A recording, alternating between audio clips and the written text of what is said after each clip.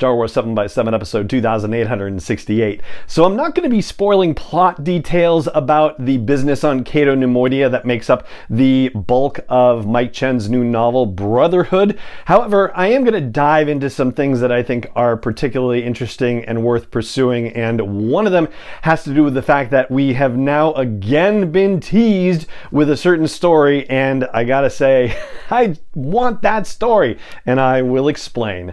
Punch it!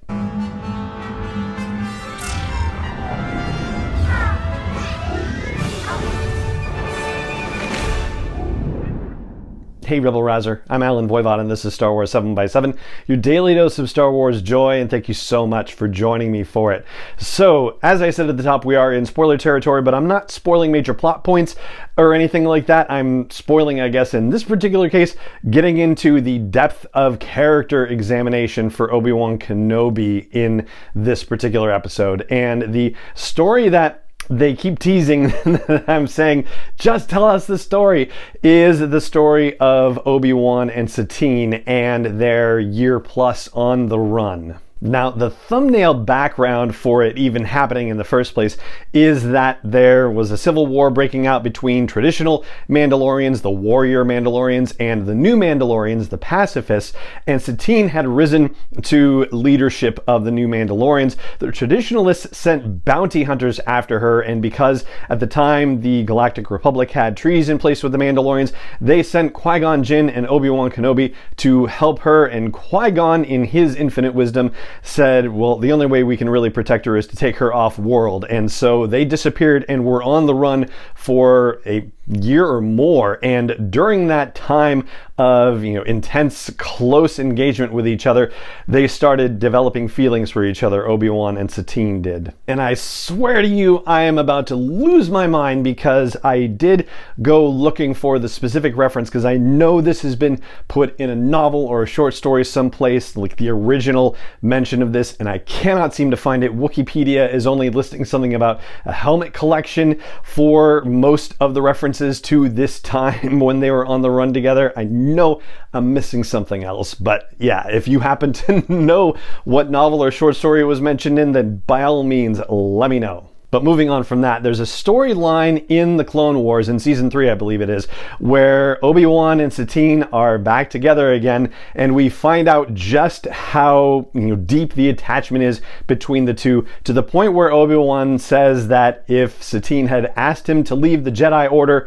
for her, that he would have done it.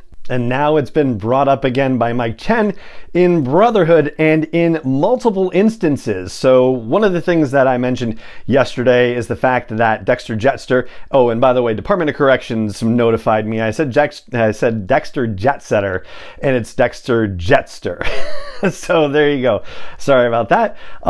Dexter meets up with Obi-Wan as part of the early portion of the novel, and apparently Dexter knows about the business with Satine in the first place, because they are talking about neutrality in the Clone Wars, and Satine has already talked about being neutral in the Clone Wars, that the Mandalorians are going to be neutral in this whole situation and are inviting other people to be neutral with them. And so Dex actually kind of gives Obi-Wan a bit of a ribbing and says, somebody who dresses better than you, striking eyes, Mandalorian royalty, used to call you Ben for some reason. And Obi-Wan says that he's not going to give Dex the satisfaction of saying her name out loud. So already early on in the novel, we get mentions of Satine and of that backstory. And then later on, Dex forwards Obi-Wan a HoloNet news story where Satine appears in the story, and Obi-Wan seeing her hologram. This is the line from the book. It says, he rarely saw Satine's face before his eyes, and doing so triggered a wave of emotions he recognized, the urge to dream of a different life, a different galaxy. And he continues this thread later on in the novel when he sees her in another broadcast and wonders, had they run off together, had he left the Jedi Order and she chosen a completely different life, what impact would they have had in the galaxy? And now, because they grew past their feelings and trusted in their paths, she led Mandalore in bold new directions while he sat newly appointed in the rarefied air of the Jedi Council.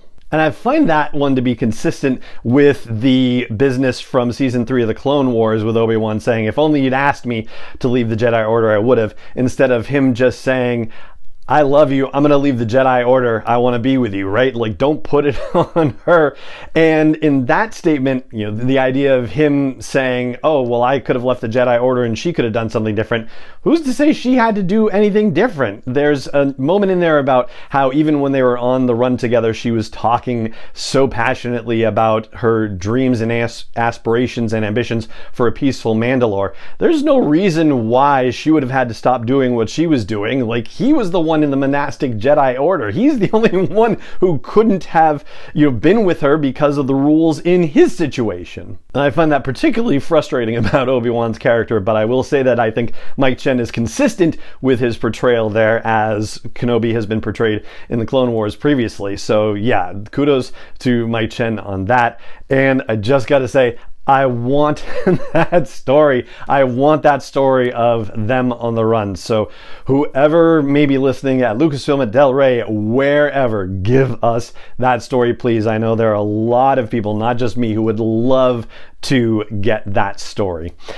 All right, so that's what I've got for you on today's episode. Oh, I will say too that, you know, Obi-Wan reflecting on Satine, it gives him a basis potentially to look at Anakin and Padme. And yes, as we've seen over the years, Obi-Wan does have a sense from time to time that, you know, something is unusual about Anakin and the way he feels about Padme. He doesn't necessarily get the whole gist of everything until much further down the road. But yeah, that is also a part of this story too.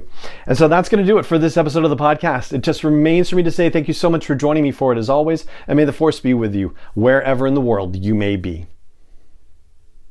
7x7 is not endorsed or sponsored yet by Lucasfilm Limited, Disney, or 20th Century Fox, and is intended for entertainment and information purposes only. Star Wars, the Star Wars logo, all names and pictures of Star Wars characters, vehicles, and any other Star Wars related items are registered trademarks and/or copyrights of Lucasfilm Limited, or their respective trademark and copyright holders. May the Force be with them. All original content is copyright 2021 by Star Wars 7x7. We hope you love it.